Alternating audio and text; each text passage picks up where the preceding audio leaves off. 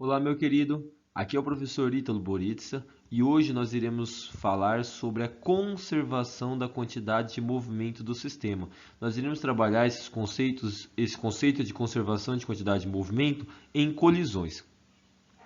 Em sistema que os corpos só trocam impulsos entre si, ou seja, as forças aplicadas no intervalo de tempo só são entre eles mesmos, por exemplo, colisões, a soma das quantidades de movimento, essa soma da quantidade de movimento é chamada de quantidade de movimento do sistema, antes da colisão é igual à soma das quantidades de movimento após a colisão. Então, por exemplo, se eu tiver aqui dois corpos A e B, que eles possuíam velocidades no A para a direita e no B para a esquerda. Então, essa flecha aqui é o vetor velocidade. Ela mostra a direção e sentido da velocidade de A e a de B. Então, elas estão se movendo um de encontro à outra. Vai chegar um momento em que elas vão colidir e após a colisão, o B vai para cá, para a direita, e o A vai para a esquerda. Por exemplo, né, o A poderia ficar no mesmo sentido do B após a colisão, ou o B se mover no mesmo sentido que o A após a colisão. Mas enfim, eles vão ter uma velocidade antes da colisão e uma velocidade após a colisão. Nós temos que nestes casos aqui, em que os impulsos trocados, as forças aplicadas somente são entre os corpos aqui, a soma das quantidades de movimento antes da colisão é igual à soma das quantidades de movimento após a colisão.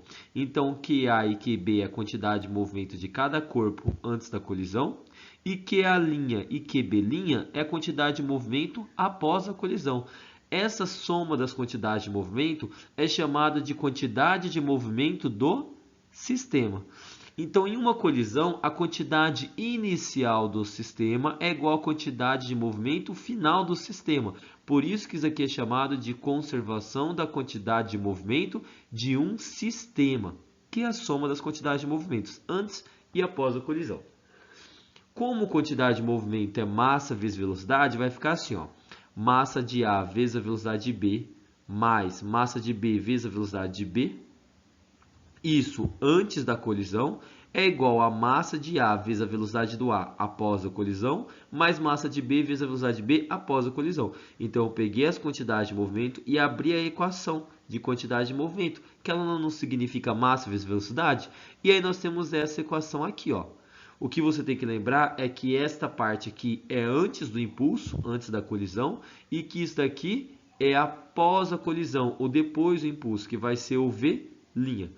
Esse asterisco indica o seguinte: como velocidade e quantidade de movimento são grandezas vetoriais, ou seja, elas têm direção e sentido, para indicar o sentido, iremos atribuir um sinal.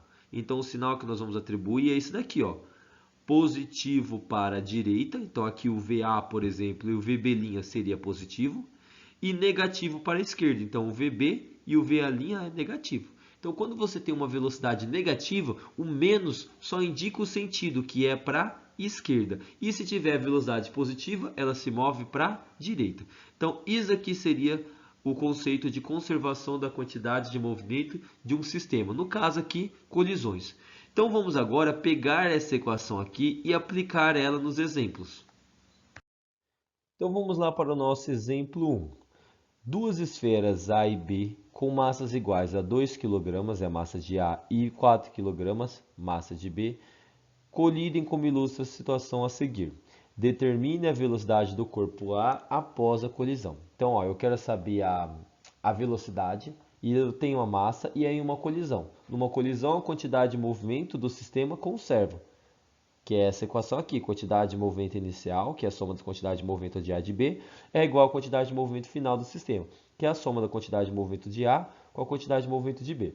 Bom, substituindo os valores aqui, nós temos o seguinte: massa de A, 2 kg, velocidade de A antes da colisão, 8, positivo, que está para a direita, mais massa de B, 4, velocidade de B antes da colisão, 0, está aqui, igual a massa de A, que é 2, vezes a velocidade de A após a colisão, que é o que eu quero descobrir, vou chamar de VA', mais massa de B, que é 4, vezes a velocidade de B, que é 2 positivo. Então, eu só coloco 2 aqui, certo? Vai ficar assim, ó. O 4 vezes 0 aqui é 0. Vai fazer alguma diferença na soma? Não. Então, vai ficar 2 vezes 8, que é 16, igual a 2V' mais 4 vezes 2, 8. O 8 está positivo, passa negativo. Vai ficar 16 menos 8 é igual a 2V'. 16 menos 8 é 8. E o 2 está multiplicando, passa dividindo. Então vai ficar 8 igual a 2V'. E o 2 está multiplicando, passa dividindo. 8 dividido por 2 é igual a V'. V' é igual a 4 metros por segundo. E como deu positivo, indica que a velocidade do A após a colisão está para a direita. Essa é a resposta da questão. Então, meus queridos, você vai usar essa equação quando você quer determinar, por exemplo, a velocidade de dois corpos após a colisão.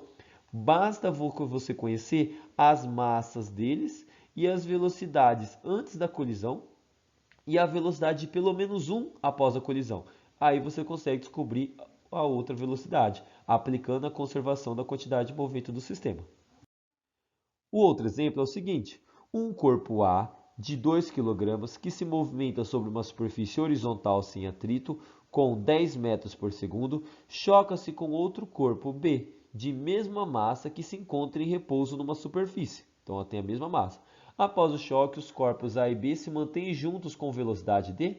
Esse tipo de colisão é uma colisão que é chamada de inelástica, que é quando os corpos se movem juntos. Quando eles se movem juntos, significa que a velocidade dos dois são iguais. Então, eu tenho que o V', que é a velocidade do A após a colisão, é igual a VB', que é após a colisão. E que eu vou chamar apenas de V', porque o A e o B são iguais, porque eles movem-se juntos.